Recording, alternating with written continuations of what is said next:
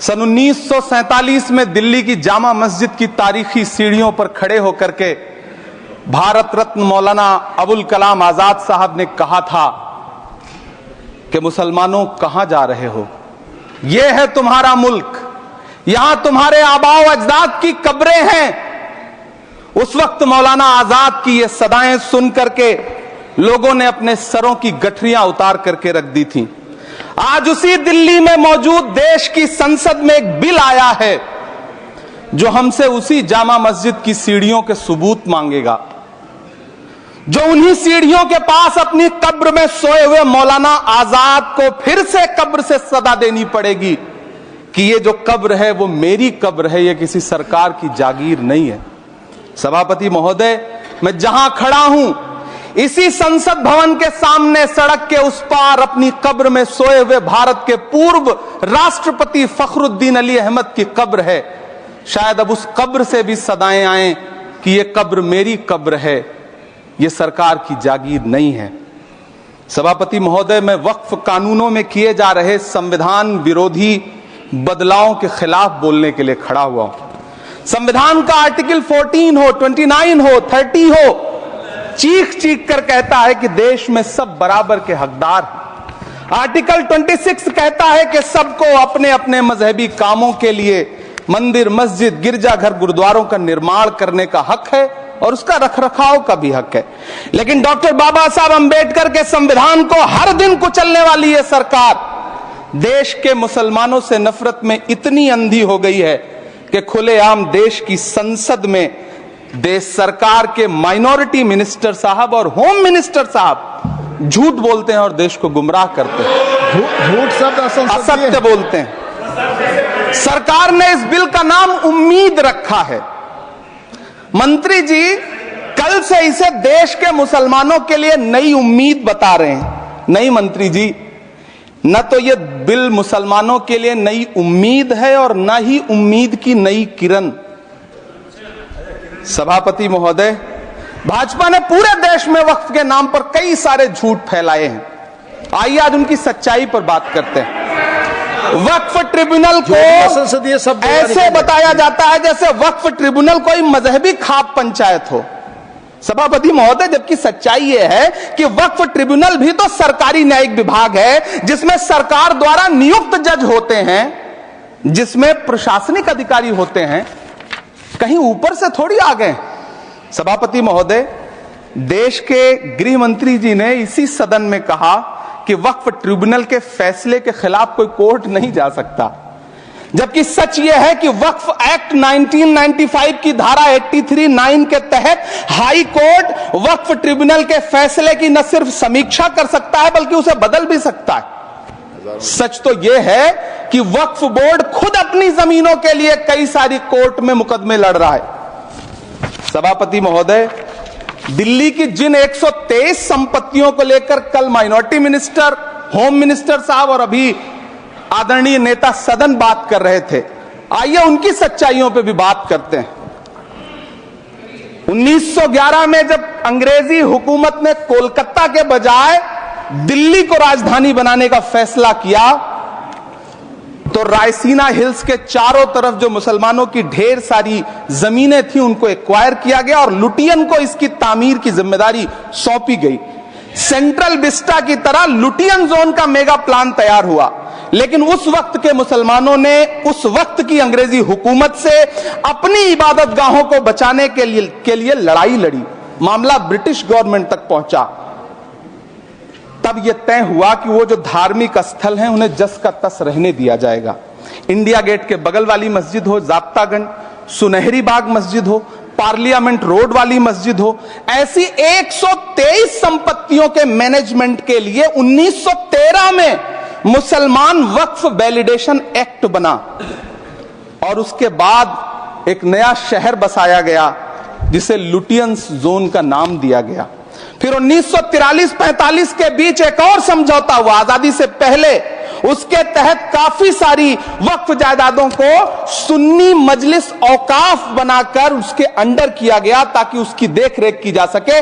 गृह मंत्री जी 2 दिन से सदन में जो बात कह रहे हैं वो दरअसल 123 संपत्तियां उसी सुन्नी मजलिस औकाफ के तहत आती है। सभापति महोदय, आजाद भारत आजाद हुआ। आजादी के बाद भारत में 1954 में वक्फ एक्ट लागू हुआ, जिसकी धारा 9 के तहत 1964 में केंद्रीय वक्फ काउंसिल का गठन हुआ। दिल्ली की वही 123 प्रॉपर्टीज को 1970 में सर्वे गजट करके गजट नोटिफाई किया गया। इसके निपटारे के लिए पूर्व प्रधानमंत्री इंदिरा जी के द्वारा 1974 में एक बर्नी कमेटी बनाई गई। बर्नी कमेटी ने 1976 में इन 123 संपत्तियों को दिल्ली वक्फ बोर्ड की संपत्ति होने की रिपोर्ट सौंपी। उस रिपोर्ट के आधार पर 1984 में कांग्रेस सरकार ने उन 123 प्रॉपर्टीज को दिल्ली वक्फ बोर्ड को सौंपने का फैसला किया, जिसके खिलाफ विश्व हिंदू परिषद कोर्ट गई। मामला 2011 तक पेंडिंग रहा। फिर 2011 में कोर्ट ने सरकार को आदेशित किया कि इसका निपटारा करो। तब 2013 में तत्कालीन यूपीए सरकार ने दिल्ली की उन्हीं 123 जायदादों को बर्नी कमेटी की सिफारिशों के मुताबिक वक्फ बोर्ड के हवाले किया। यही वो प्रॉपर्टीज हैं जिनके नाम से गृह मंत्री जी कल से कांग्रेस को कोस रहे हैं। फिर आई 2014 में भाजपा की सरकार, जो तब से इन जमीनों को हड़पने की साजिश कर रही है। जिस बिल को मुसलमानों के हुकूक की हिफाजत करने वाला बिल बताया जा रहा है, उसी को पेश करने के लिए और उस पर बात करने के लिए लोकसभा में भाजपा सरकार के पास एक भी मुस्लिम सांसद नहीं है। जिस वक्त, मैं लोकसभा कह रहा हूं, सुना करिए, जिस वक्फ बिल को मुस्लिम महिलाओं को हक दिलाने वाला बताया जा रहा है, उसे संसद में पेश करने वाली पार्टी के पास न तो राज्यसभा में, न लोकसभा में, न देश की किसी विधानसभा में एक भी मुस्लिम महिला सदस्य नहीं। कल किरण रिजिजू जी कह रहे थे कि रेलवे की जमीनें देश की जमीनें हैं, डिफेंस की जमीनें देश की जमीनें हैं। हां मंत्री जी, हैं, बिल्कुल हैं। ये जो वक्फ की जमीनें हैं, ये हमारे पुरखों ने धार्मिक कामों के लिए डोनेट किया है।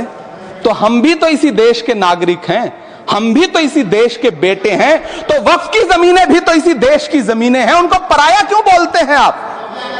सभापति महोदय, अशफाकुल्लाह खान जब फैजाबाद की जेल में फांसी के फंदे पर झूल रहे थे, तो इसी देश की जमीन के लिए झूल रहे थे ना। सभापति महोदय, अंडमान की जेल में काला पानी की सजा काटकर अपनी जान देने वाले मौलाना फजले हक खैराबादी हो या शेर खान अफरीदी हो, वो भी तो इसी जमीन के लिए अपनी जान दे रहे थे ना। सभापति महोदय, पाकिस्तान के खिलाफ लड़ते हुए अपनी जान देने वाले महावीर चक्र विजेता ब्रिगेडियर उस्मान हो या पाकिस्तान के पैटर्न टैंक उड़ाने वाला परमवीर चक्र विजेता वीर अब्दुल हमीद हो, वो भी तो इसी जमीन के लिए अपनी जान दे रहा था ना। और मंत्री जी, मैं इस सदन में अलल ऐलान ये कहता हूं कि जब भी इस देश की जमीन को लहू की जरूरत होगी, आपसे 2 कदम आगे इमरान खड़ा मिलेगा, ये मैं आपसे यकीन दिलाते हुए कह रहा हूं। सभापति महोदय, मैं सरकार से कहना चाहता हूं, हमसे हमारी इबादत गाहें तो मत छीनिए ना, हमारे घरों पे बुलडोजर तो मत चलाइए ना, हमारी कब्रों में तो हमें सुकून से सोने दीजिए ना। सभापति महोदय, माइनॉरिटी मिनिस्ट्री का बजट कट करके, मुस्लिम बच्चों की स्कॉलरशिप बंद करके अब सरकार कह रही है कि हम वक्फ की आमदनी से गरीब मुसलमानों का भला करेंगे। गुजरात की बेटी बिल्किस के बलात्कारियों की रिहाई के बाद उन्हें माला पहनाने वाली लोगों के नेता ये कह रहे हैं कि यह बिल मुस्लिम महिलाओं को उनका हक दिलाएगा। धन्यवाद मोदी जी, क्या बढ़िया सौगातें मोदी दे रहे हैं आप। पहले हमें गुजराते मोदी दिया, आप सौगातें मोदी दे रहे हैं। लेकिन यह सरकार इतना याद रखे कि इसी ठसक के साथ देश की संसद में सीए का कानून भी लाया गया था और कहा गया था बड़े बड़े भाषण देकर के कि पड़ोसी देशों से हिंदू भाइयों को ला करके यहां नागरिकता दी जाएगी। लेकिन मैं आपके संज्ञान में लाता हूं सर कि पिछले इतने दिनों में इनसे नागरिकता लेने के लिए 2000 व्यक्ति भी नहीं आए, जबकि इसके उलट इन्हीं की सरकार में पिछले 10 साल में 15 लाख से ज्यादा भारतीयों ने भारत की नागरिकता छोड़ करके दूसरे देश में जाकर के बस गए। यह हुआ उस कानून का अंजाम। सभापति महोदय, इसी तरह की जिद के साथ किसानों के खिलाफ भी कानून लाए गए थे। जिस तरह आज वक्फ के फायदे गिनाए जा रहे हैं, उसी तरह से किसानों को भी कृषि कानूनों के फायदे गिनाए गए थे।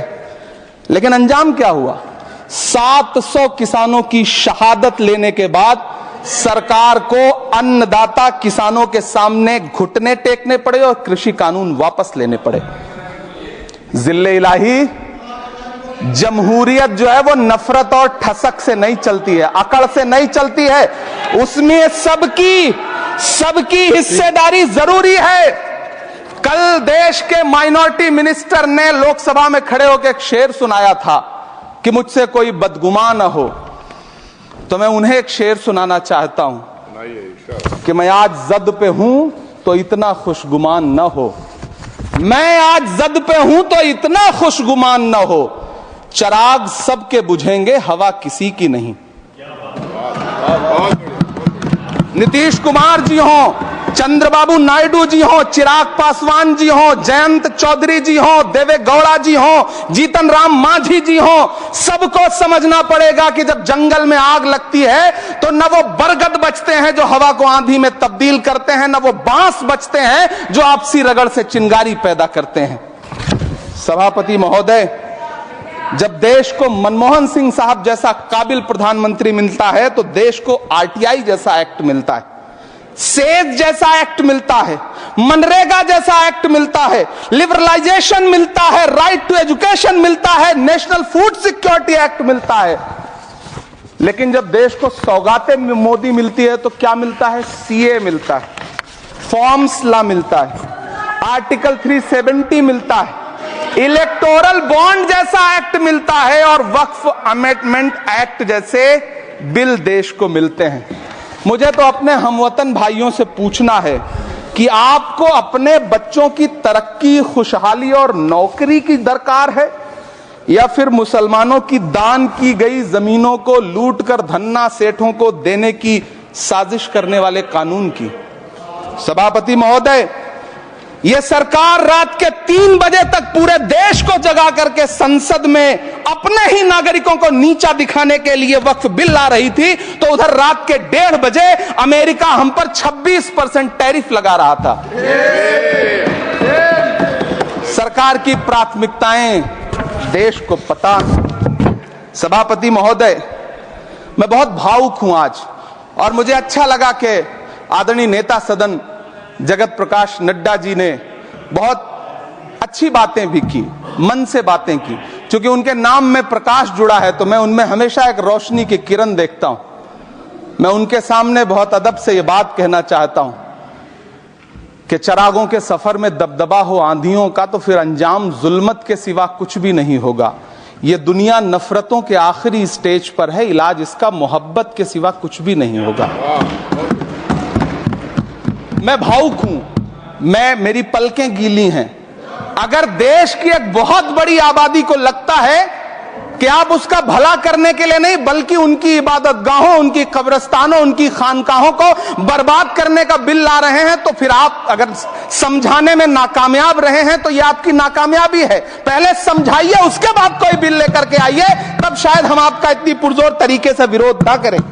लेकिन सभापति महोदय, मैं अंत में सिर्फ इतना कहना चाहता हूं कि इस बिल में जो भी पॉइंट्स दिए गए हैं, बॉम्सी पोर्टल देख लीजिए, सरकार का झूठ आपको पकड़ में आ जाएगा।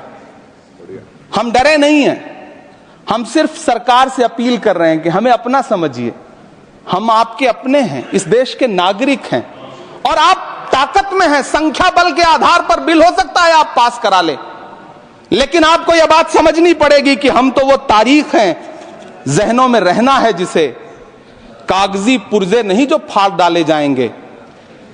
जिस जमीन पर मैं खड़ा हूं यह मेरी पहचान है। आप आंधी हैं तो क्या मुझको उड़ा ले जाएंगे?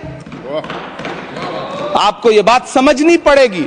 आपको अगर इतना विपक्ष की तरफ से पहले जेपीसी में इतने सारे पॉइंट्स आए और उसके बाद कल से लोकसभा में और राज्यसभा में सुझाव आप सुनने को तैयार नहीं है, लोगों की शंका को दूर करने के बारे में आप बिल्कुल सोच नहीं रहे, बस आप कह रहे हैं यह बिल उम्मीद की नई किरण है। नहीं साहब, इसे भले किरण जी लेके आए हैं, लेकिन ये उम्मीद की नहीं बल्कि नाउम्मीदी की किरण है। और इस देश की एक बहुत बड़ी आबादी इस बात से खदशे में है, शक में है कि आप सीधे उनकी जमीनों को लूट करके धन्ना सेठों को बेचना चाहते हैं। मेरी अब भी आपसे अपील है कि इस बिल को वापस लीजिए। यह बिल कहीं से आपके अपने नागरिकों के लिए अच्छा नहीं है। यह बिल सिर्फ इस देश के मुसलमानों को नीचा दिखाने का और अपने एक ऐसे मतदाता वर्ग को खुश करने का बिल है जिनको इस बिल के पास हो जाने से कुछ मिलेगा भी नहीं, लेकिन आप एक नैरेटिव देना चाहते हैं, एक मैसेज देना चाहते हैं। मेरी आपसे अपील है